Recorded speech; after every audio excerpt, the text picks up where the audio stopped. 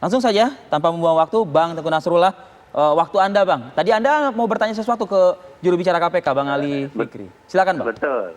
Saya masih belum jelas tentang ditetapkannya Pak Mensos sebagai tersangka dan dilakukan penahanan.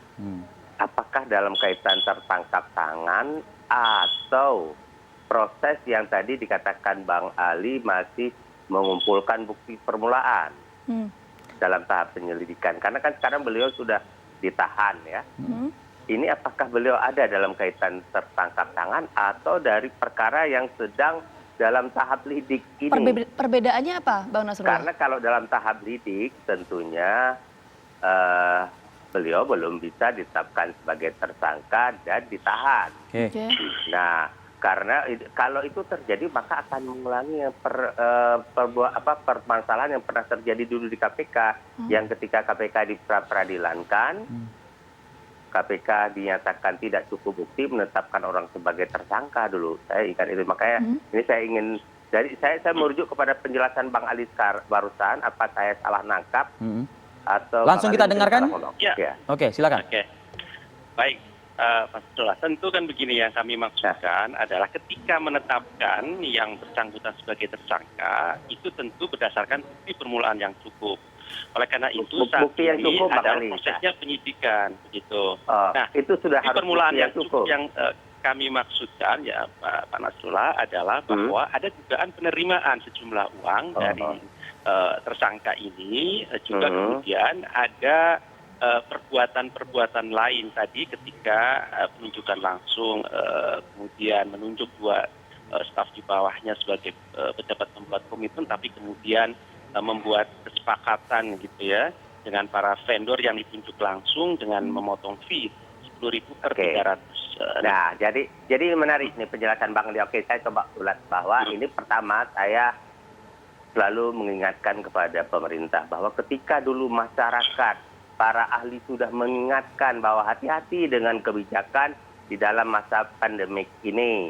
Jangan dibuat buah seolah tidak akan ada proses hukum terhadap penganggaran dan segala macam. Nyatanya, ini terjadi sekarang, penunjukan langsung. Anda tahu bahwa hampir di semua instansi dalam pengadaan barang terkait dengan penunjukan langsung dalam proses pandemik ini atau bencana alam ini, umumnya adalah perusahaan-perusahaan yang masuk dan ditunjuk-tunjuk langsung itu yang ada kaitan hubungan dengan menteri itu, baik akar hubungan dalam partai atau persahabatan. Ya, itu terjadi. Saya tahu persis itu. Kalau nanti saya mau dikejar, yang mana saya bisa tunjuk itu sebenarnya. Walaupun itu saya punya kewajiban kerahasiaan klien ya. Nah, kemudian hal lain saya ingin ingatkan bahwa case ini menurut hemat saya ini yang seharusnya digali oleh KPK sekarang. Ini bukan persoalan suap country. Ini ada proses yang terjadi dalam. Misalnya begini ya, ini saya hanya merujuk kepada berita yang ada selama ini. Satu paket 10.000 misalnya. Itu kan sudah direncanakan sejak awal kalau begitu. Nah, terus ada teman saya yang sudah itu 200.000 paket. Dia cerita kepada saya, aduh gila ini, satu paket sekian gitu. Dia cerita kepada saya, bingung saya.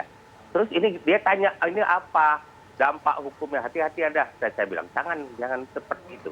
Nah, kemudian ini kan sudah direncanakan perbuatan, bukan hanya tiba-tiba terima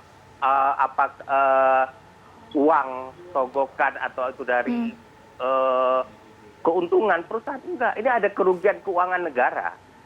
Oleh karena itu saya yakin KPK kalau diserahkan kepercayaannya kepada tim penyidik anti, KPK bisa membuktikan pasal 2 Undang-Undang Tipikor.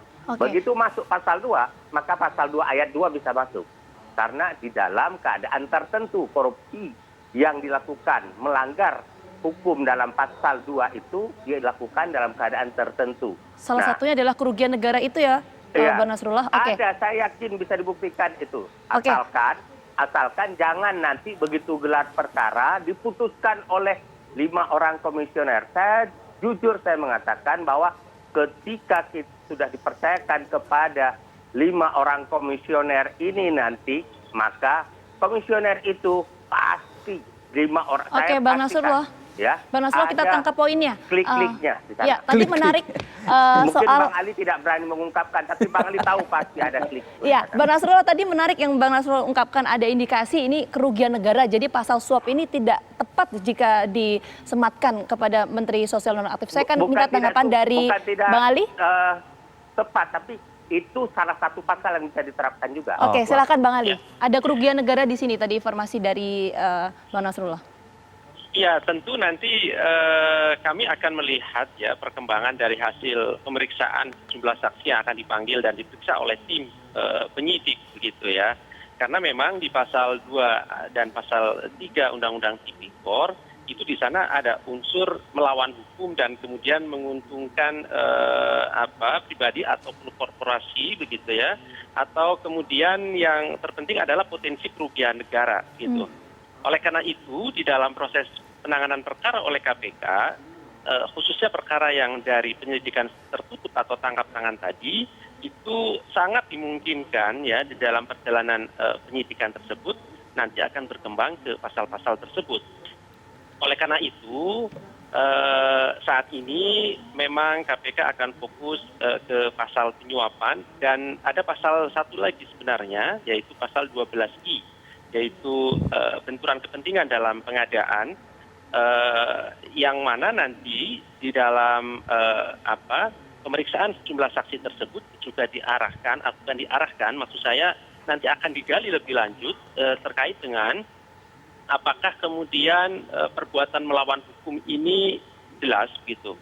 Aturan-aturan yang ada kemudian memang dilanggar. Dan kemudian ada potensi kerugian negara yang bisa dihitung nanti secara nyata begitu. Saya ke Mas Misbah sebelum jeda nih, Mas Misbah. Tadi kita mendengarkan penjelasan Anda soal penunjukan langsung ya, karena memang kondisi pandemi ini membuat ada sedikit pelunakan tadi ya, pelonggaran ya kata Anda ya. Nah kalau penunjukan langsung itu, apalagi level menteri yang sebagai pucuk pimpinan tertinggi di sebuah kementerian gitu ya. Fungsi koordinasinya dalam sebuah proyek penunjukan langsung itu bagaimana? Ya, kalau penunjukan langsung itu kan biasanya memang otoritasnya ada di pejabat membuat komitmen tadi PPK. Dan pasti menteri ya, menteri langsung. Nah ini yang memang kemudian siapa-siapa yang ditunjuk untuk mengelola pengadaan barang jasanya itu sulit untuk di-tracking integritas dari vendornya tadi itu, Mas.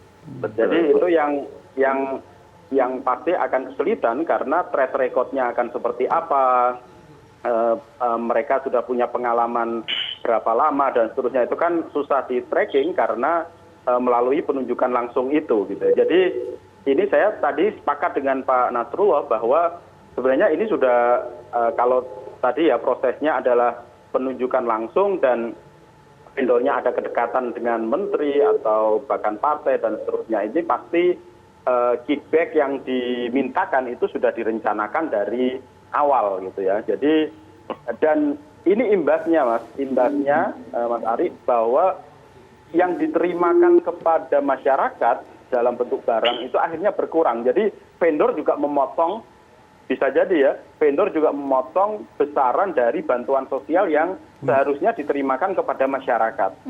Jadi dia juga ngambil dari bantuan sosial itu juga. Jadi memang ini harus ditelusuri oleh KPK terkait dengan kerugian negara itu tadi. Soal kualitas barang juga seharusnya bisa juga kita ungkap juga ya? Betul. Nah itu kualitas barang juga perlu ditelusuri ya. Seperti apa antara RAB-nya dengan barang yang sudah dibelanjakan itu. Saya sepakat itu untuk ditelusuri lebih lanjut. Saya tambahkan sedikit gini. Apa tuh, Mas? Sederhana sekali. Harga misal ini saya bilang harga paket 300.000. Dipotong 10.000 jadi 290.000. Pertanyaan saya begini. Kualitas barangnya sama. Jumlah barangnya tidak berkurang. Dengan ditawarkan 300.000 dipotong 10.000 nanti. Diambillah 10.000. Pertanyaan saya, andai saja tidak diambil, harga paket itu kan bisa 290.000. Bisa dijual bisa ditawarkan kepada vendor itu 290.000. Tidak perlu ada store-store yang 10.000. Yang 10.000 ini, yang dari 290.000 seharusnya jadi 300.000, itu kerugian negara bukan?